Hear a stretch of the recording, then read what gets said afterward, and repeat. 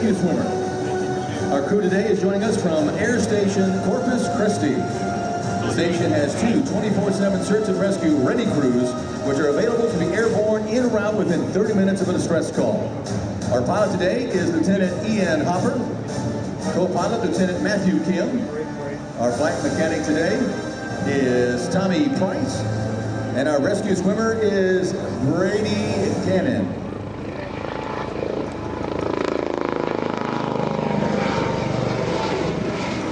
The MH-65's minimum equipment requirements exceed anything previously packaged into a helicopter, weighing less than 10,000 tons. 75% of the MH-65 structure, including rotor head, rotor blades, and fuselage, consists of corrosion-resistant composite material. A unique feature of the Dolphin is its computerized flight management system, which integrates state-of-the-art communications and navigation equipment. This system provides auto flight control. The pilot's direction system will bring the aircraft to a stable hover 50 feet above a selected object. This is an important safety feature in darkness or inclement weather. Selected search patterns can be flown automatically, freeing the pilot and co-pilot to concentrate on sighting and searching for an object.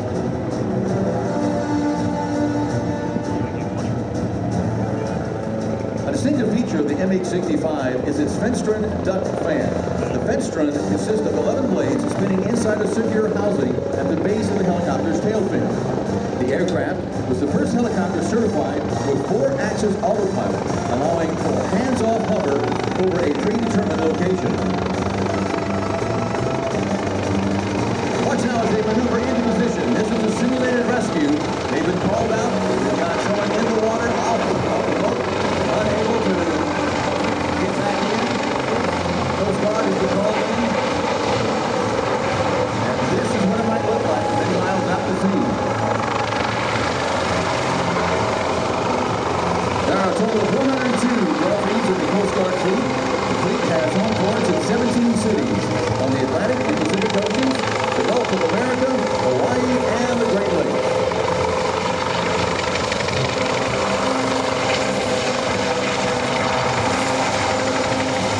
The Dolphin is usually deployed from shore, but can be deployed from medium and high-endurance Coast Guard cutters, as well as polar icebreakers. The Dolphin's main jobs are search and rescue, enforcement of laws and treaties, marine environmental protection, including pollution control and military readiness. When deployed on an icebreaker, the helicopter acts as a ship's eyes, searching out thinner and more navigable ice channels. They also have the job of airlifting supplies to villages isolated by winter or transporting scientists to conduct remote research. The MH-65 is also used to patrol the air defense's identification zones around Washington, D.C., also known as the National Capital Region.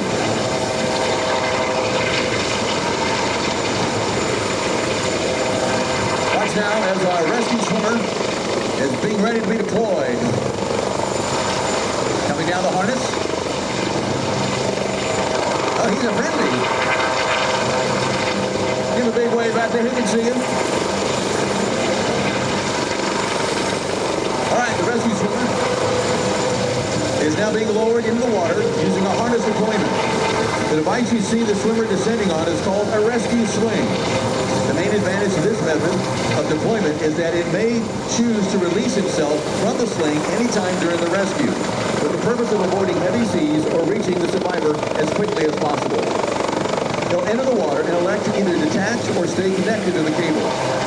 He then proceeds to make contact with the survivor and signal to the helicopter the desired recovery method.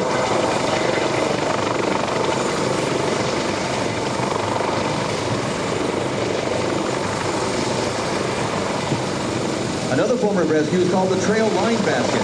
The trail line descends from the helicopter is used to aid boat crews in delivering the rescue basket directly to the deck of the vessel. Time permitting, this is the safest way to guide the basket to a vessel, especially in heavy seas.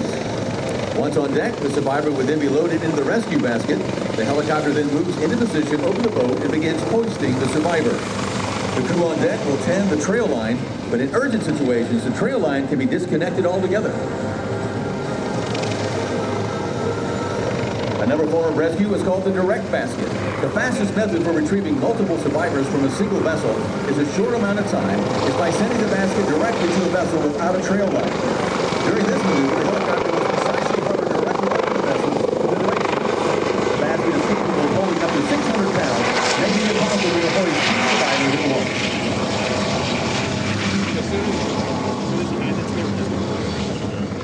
Another form of rescue is called the free fall swimmer. The free fall deployment of the swimmer is the fastest method for getting a rescue swimmer on scene in the water with a survivor. Once the helicopter descends low enough, the swimmer will slide out of the door down into the water.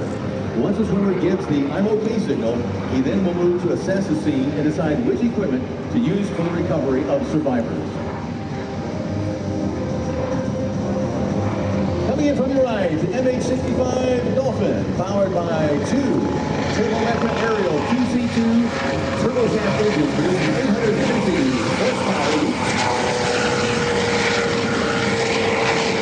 The main rotor diameter is 39 feet, and the MH-65 has a top speed of 210 miles an hour, a cruise speed of 150, and a range of 409 miles. The Dolphin can also be equipped with armament if necessary, including one M20 machine gun or one Barrett M107 50 caliber precision rifle.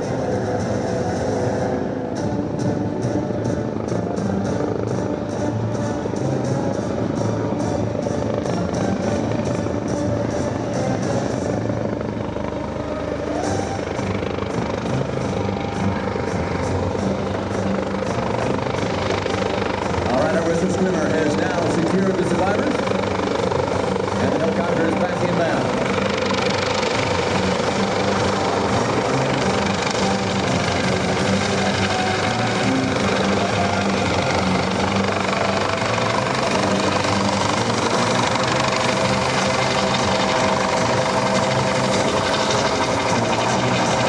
Again, after he has made contact with the survivor, he'll signal again to the helicopter for the desired recovery method.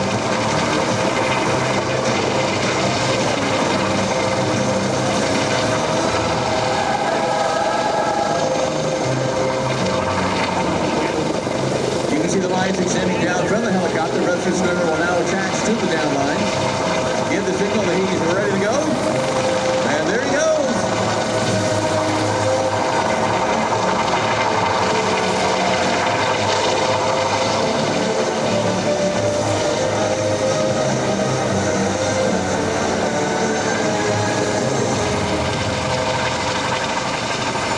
Again, this is the way it would look, ladies and gentlemen, as our Coast Guard come in full